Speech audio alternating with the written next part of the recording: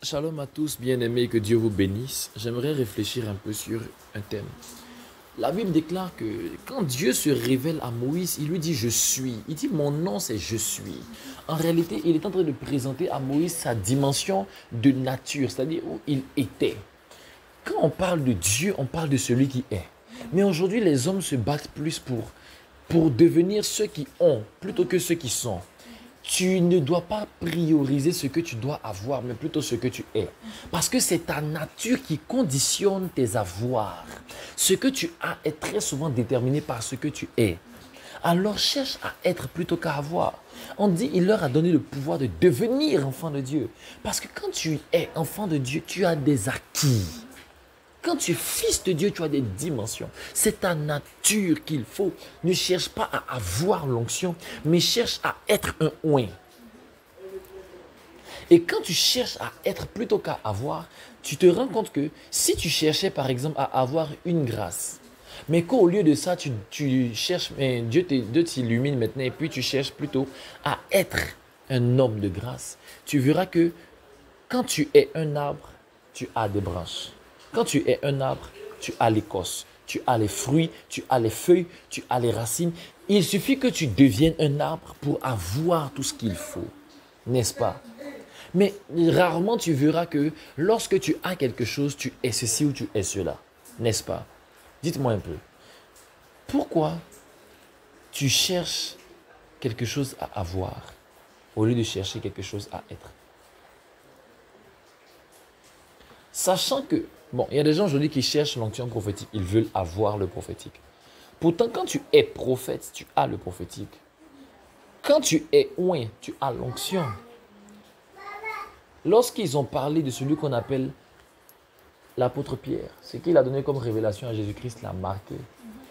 Il n'a pas dit tu as l'onction, il dit tu es celui qui est oint. Mashiach, le Christ, le Christos. Il n'a pas dit tu as l'onction, tu es un homme qui a l'onction.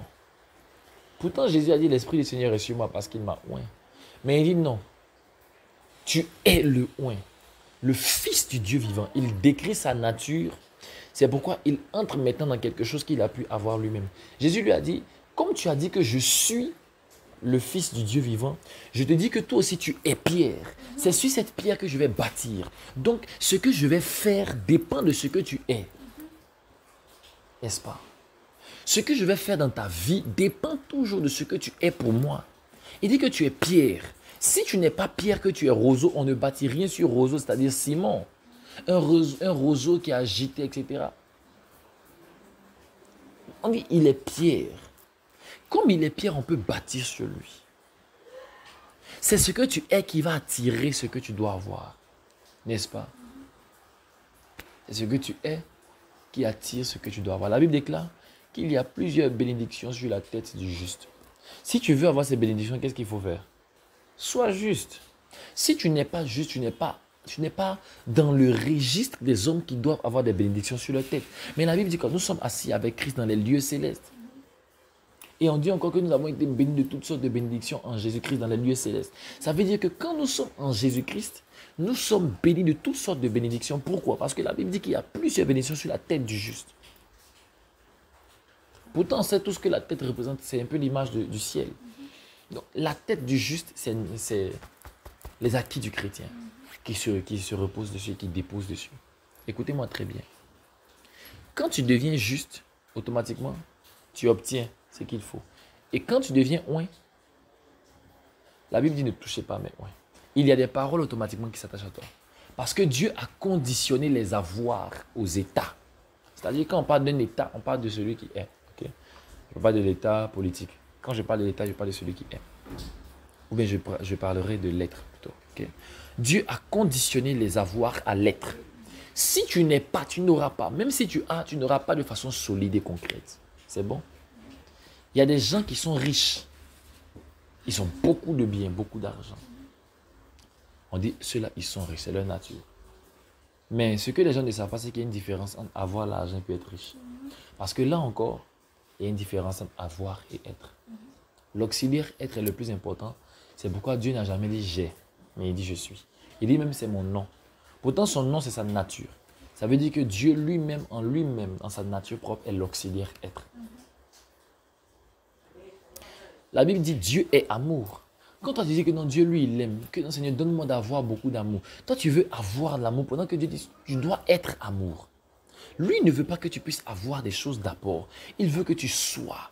Même quand nous on dit non, on a le Saint-Esprit. Lui dit attendez, moi je veux que l'Esprit fasse un avec vous pour que vous soyez un avec le Saint-Esprit. Voilà, parce qu'il y a des enfants ici, il ne faut pas que j'utilise des thèmes choquants. Il veut que vous soyez un avec l'Esprit. C'est pourquoi il ne vous dit pas d'avoir, mais d'être. Même lorsqu'il parle du Saint-Esprit, il dit, pour l'instant, vous le connaissez, mais certains ne le connaissent pas, mais vous le connaissez parce qu'il demeure avec vous. Mais il dit, mais bientôt, il sera en vous. C'est-à-dire, il va être en vous. Lui ne veut pas avoir, lui il veut être. Et même quand il viendra en toi, il veut être en toi. Il ne veut pas avoir en toi, mais il veut être en toi. C'est bon? La Bible dit qu'en Jésus-Christ, nous avons la vie, nous avons le mouvement, nous avons l'être, si j'ai bonne mémoire. La vie a été perdue par Adam dans le jardin. Le mouvement peut s'arrêter si tu perds la vie, n'est-ce pas? Tu perds la motricité même. Et l'être, c'est l'être qui peut rester. Pourquoi? Parce que là encore, ce n'est pas quelque chose que tu as, mais que tu es. Écoutez-moi très bien. Ne cherche pas à avoir, cherche à être. C'est pourquoi je dis et je le répète encore, deviens qui tu es.